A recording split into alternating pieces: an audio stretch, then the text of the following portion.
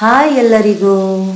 ಇವತ್ತು ತುಂಬಾ ರುಚಿಯಾದ ಮತ್ತು ಸಾಫ್ಟ್ ಆಗುವಂಥ ಕೇರಳ ಸ್ಟೈಲ್ ಆಪಮನ್ನು ಮಾಡಿ ತೋರಿಸ್ತಾ ಇದ್ದೀನಿ.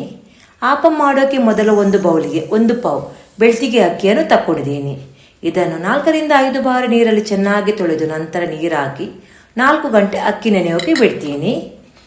4 ಗಂಟೆ ಆಗಿದೆ ನೋಡಿ, ಅಕ್ಕಿ ಒಳ್ಳೆ ನೆನೆದಿದೆ. ಇದನ್ನು ಪುನಃ ಒಮ್ಮೆ ನೀರಲ್ಲಿ ತೊಳೆದು ನಂತರ ನೀರೆಲ್ಲ ಬಸಿದು ಇಡ್ತೀನಿ. ಅಕ್ಕಿ ರುಬ್ಬೋಕೆ ಮಿಕ್ಸಿ ಜಾರಿಗೆ ನೆನೆಸಿದ ಅಕ್ಕಿಯನ್ನು ಹಾಕ್ತೀನಿ. ಇದಕ್ಕೆ 3/4 ಕಪ್ ಕುಚಲಕ್ಕಿ ಅನ್ನವನ್ನು ಹಾಕ್ತೀನಿ. ಕುಚಲಕ್ಕಿ ಅನ್ನದ ಬದಲು ನಿಮಗೆ ವೈಟ್ ರೈಸ್ ಹಾಕಬಹುದು. 3/4 ಕಪ್ ಹಸಿ ತೆಂಗಿನ ತುರಿಯನ್ನು ಹಾಕ್ತೀನಿ. ಹಾಗೆಯೇ ರುಚಿಗೆ ತಕ್ಕಷ್ಟು ಕಲ್ಲುಪ್ಪನ್ನು ಹಾಕಿ ಸ್ವಲ್ಪನೇ ನೀರು ಹಾಕಿ ಹಿಟ್ಟನ್ನು ಫೈನಾಗಿ ರುಬ್ಬಿ ತರ್ತೀನಿ. ಹಿಟ್ಟು ತೆಳು ಮಾಡಬೇಡಿ, ದಪ್ಪವಾಗಿ ರುಬ್ಬಿ.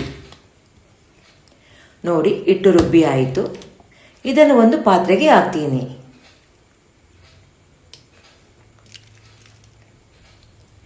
ಇವಾಗ ಇದಕ್ಕೆ ಚಿಟಿಕೆಯಷ್ಟು ಈಸ್ಟನ್ನು ಹಾಕ್ತೀನಿ.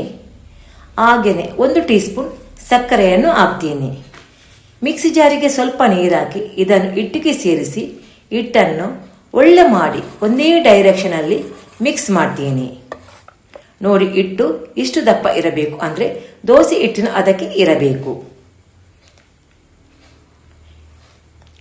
ಹಿಟ್ಟು ಮಿಕ್ಸ್ ಮಾಡಿ ಆಯಿತು.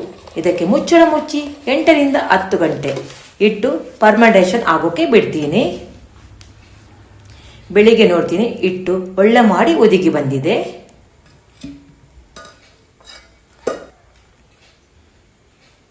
ಇವಾಗ ಹಿಟ್ಟನ್ನು ಸ್ವಲ್ಪ ಮಿಕ್ಸ್ ಮಾಡ್ತೀನಿ. ಆಪಂ ಮಾಡೋಕೆ ಗ್ಯಾಸ್ ಸ್ಟವ್ ಆನ್ ಮಾಡಿ ಆಪಂ ಪ್ಯಾನ್ ಬಿಸಿ ಆಗೋಕೆ ಇಟ್ಟಿದ್ದೀನಿ. ಪ್ಯಾನ್ ಬಿಸಿಯಾಗಿದೆ. ಇವಾಗ ಇದಕ್ಕೆ ನೀರುಳ್ಳಿ ಸಹಾಯದಿಂದ ಎಣ್ಣೆಯನ್ನು ಸ್ಪ್ರೆಡ್ ಮಾಡಿ 1 ಸ್ಪೂನ್ ಹಿಟ್ಟನ್ನು ತಕ್ಕೊಂಡು ಈ ರೀತಿ ಹಾಕಿ ನಿಧಾನವಾಗಿ ಎಲ್ಲ ಕಡೆ ಈ ರೀತಿ ಸ್ಪ್ರೆಡ್ ಮಾಡಿ ಮುಚ್ಚಳ ಮುಚ್ಚಿ ಮೀಡಿಯಂ ಫ್ಲೇಮಲ್ಲಿ ಬೇಯಿಸ್ತೀನಿ.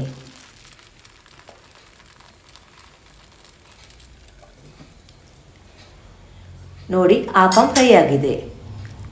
ಇದನ್ನು ಒಂದು ಪ್ಲೇಟಿಗೆ ತೆಗೆದಿಡ್ತೀನಿ. ಹಾಗೆಯೇ ಇನ್ನೊಂದು ಆಪಮನ್ನು ಫ್ರೈ ಮಾಡಿ ತೋರಿಸ್ತೀನಿ.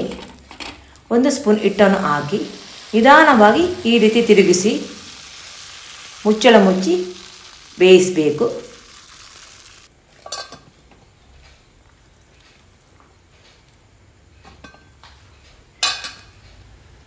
ಹಾಗೆಯೇ ಉಳಿದ ಎಲ್ಲ ಆಪಮನ್ನು ಫ್ರೈ ಮಾಡಿ ತೆಗಿತೀನಿ. ನೋಡಿ ಹೇಗೆ ಬಂದಿದೆ ಅಂತ. ಸೂಪರ್ ಆಗಿ ಬಂದಿದೆ ಅಲ್ವಾ? ಸಾಫ್ಟ್ ಕೂಡ ಆಗಿದೆ. ಮಾಡೋಕ್ಕೂ ತುಂಬ ಸುಲಭ. ನನ್ನ ಇವತ್ತಿನ ಕೇರಳ ಸ್ಟೈಲ್ ಆಪಂ ರೆಸಿಪಿ ನಿಮಗೆಲ್ಲರಿಗೂ ಇಷ್ಟವಾದರೆ ಒಂದು ಲೈಕ್ ಕೊಡಿ. ಎಲ್ಲರಿಗೂ ಥ್ಯಾಂಕ್ ಯು ಫಾರ್ ವಾಚಿಂಗ್.